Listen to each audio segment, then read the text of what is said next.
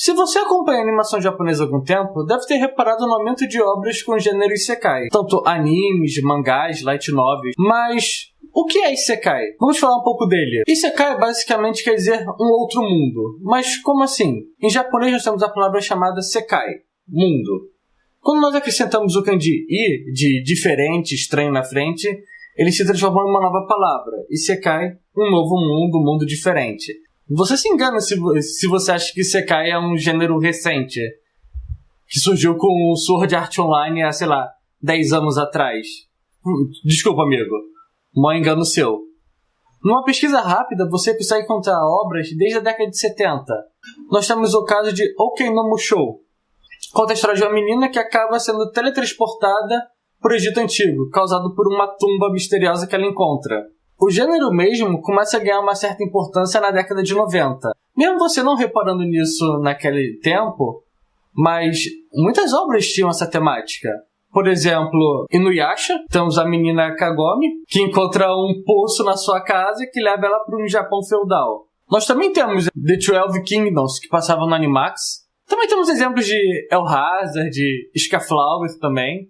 Super anime de mecha, adoro. Mas da onde surgiu esse gênero? Tipo assim, se você procurar em tags de anime, em listas, tu não encontra Isekai. Não existe isso. Tudo tá em fantasia. O que não está errado. Mas dá pra melhorar um pouquinho mais essa busca. Normalmente o material de Isekai, eles vêm derivado de light novels. E o site que você melhor encontra light novels é o site Shousetsuka Ninarou. Quero me tornar um escritor, um romancista. Algo mais ou menos assim. Eu vou deixar aqui... Provavelmente vai aparecer aqui na tela agora. Que quando você entra no site, você acaba... Tem a hashtag dele de material. Você tem fantasy, renai, romance. E já entre eles, mesmo, já no início tem Isekai. E se você der uma pesquisada rápida... Dá uma olhada, você encontra mais de 94 mil sakurins. Trabalho sobre. E cara, coisa pra caraca mesmo. Tá, e como é que essas obras... Epa, que o foco morreu. Tá, e como é que essas obras acabaram entrando no gosto do público? Isso existe há tanto tempo, mas nunca foi tão divulgado como é atualmente. O culpado disso tudo acaba sendo Sword Art Online. Porque, cara, não tem erro. Se uma temática faz sucesso, ela vai ser replicada o máximo possível. Vai ser até o extremo, até cansar. Aí depois você arranja um novo material e vida que segue. Mas o que eu queria falar mesmo era dos isekais atuais. Porque como basicamente a história é alguém que é teletransportado, que é enviado para o mundo, é um pouco vago. Então você pode ter milhares de possibilidades. Você pode ser desde um romance no Egito Antigo, como da primeira obra que eu falei, ou você pode ter a história de um restaurante que é teletransportado para um ambiente medieval. Cara, tudo é possível em Isekai. Tudo é possível. Então deixa eu aqui detalhar alguns desses exemplos.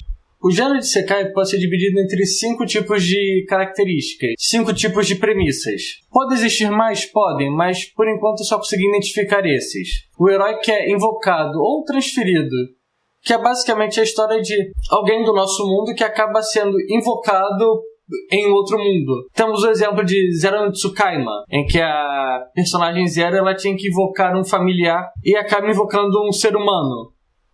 Nós temos também Tate no Yusha, em que um país decide invocar heróis, e com isso acaba invocando 4 pessoas da nossa terra, que vão ser os seus heróis. Tudo bem que Tate no Yusha tem um desenvolvimento um pouco mais interessante, um pouco mais dark no seu início, porque o herói principal, o herói do escudo, acaba sofrendo uma grande discriminação e pega um ranço das pessoas que invocaram ele. Então eu acho que vale muito a pena assistir. Também temos a premissa do herói que é reencarnado. Alguém que morreu na nossa terra e acaba reencarnando em outro mundo. Temos no caso o mangá Mushoku Tensei, que conta exatamente essa história. Um personagem que morreu na nossa terra e acaba reencarnando como um bebê em uma outra terra. Também temos o caso de monstros. Uma pessoa que acaba reencarnando como monstro. Temos tantos exemplos de Remonster, que é um cara que ele renasce como um goblin e a partir daí ele vai evoluindo a história dele. Também temos o caso de Kumo no Desuga Nanika. Acho que é esse o nome. É que no caso é uma menina que reencarna como uma aranha. Também temos o caso de objetos. Uma pessoa que ela reencarna, que ela surge como um objeto. No caso temos o exemplo da espada. Tensei Shitaraken Deshita, que no caso é um personagem que ele reencarna como uma espada e a partir daí tem todo o seu desenvolvimento. E para finalizar nós temos o caso que ambientes são teletransportados, ou que tem portais. Por exemplo, agora nós tivemos o anime do Shokudo, Isekai Shokudo, em que um restaurante que ele abre uma porta para uma outra dimensão e que podem comer comidas da nossa terra, mesmo estando no país deles. Que é uma história relativamente recente. Mas você pode estar se perguntando agora, tá, e qual a diferença de Isekai para fantasia normal? Que basicamente é a mesma história. Basicamente apenas a diferença de Isekai para fantasia é porque uma tem japonês e a outra não. Essa seria uma tradução. Mas na real não é bem isso. Porque na real, na fantasia ocidental, nós temos alguns exemplos desses casos. Alice no País das Maravilhas, em que Alice vai para um outro mundo. As Crônicas de Nárnia também. Que os meninos entram no guarda-roupa e são teletransportados para um outro mundo. Existe esse contraponto ocidental. Mas, para você se ligar bem na diferença entre Isekai e fantasia, deixa eu dar algumas definições sobre fantasia. A fantasia, ela tem dois subgêneros. Temos a alta fantasia e a baixa fantasia. No caso, a alta fantasia é desenvolvida pelo autor chamado Lydon Alexander, seu ensaio de 1971, The High Fantasy and the Heroic Romance. A alta fantasia e o romance heróico. A alta fantasia, por definição, pode ser dividida entre dois aspectos. O primeiro é o mundo alternativo, como O Senhor dos Anéis, Eragon, em que é um mundo diferente do nosso. É um mundo que possui suas próprias leis, as suas próprias leis naturais. Não necessariamente a gravidade funciona da mesma maneira lá do que funciona aqui. Lá existem animais que falam, aqui não. É um mundo à parte do nosso. E nós também temos o mundo dos portais, ou os portais em si. Por exemplo, As Crônicas de Nárnia ou Alice no País das Maravilhas, em que ele está no nosso mundo, o personagem ele começa no nosso mundo, mas por algum motivo ele acaba sendo enviado para um outro mundo. A Alice acaba caindo num buraco e chega num outro mundo, enquanto que as crianças encontram Nárnia atravessando o guarda-roupa.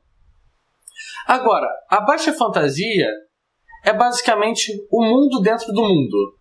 No nosso caso, como exemplo mais clássico, é Harry Potter, em que nós existimos os trouxas e dentro do nosso mundo existe um mundo secreto, que é o mundo dos bruxos.